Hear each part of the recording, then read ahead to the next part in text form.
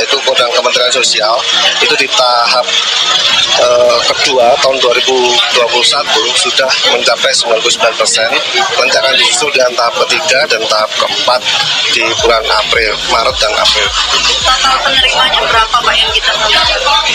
Di seluruh Sumatera bagian selatan ini sekitar 530 untuk kota Palembang. Ya, kantor pos Palembang 36.000 penerima KPR.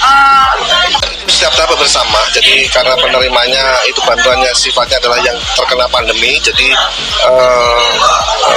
perusahaan ataupun Kementerian Sosial memberikan penyaluran kepada yang berhak menerima, terutama yang terdampak dari COVID-19 ini.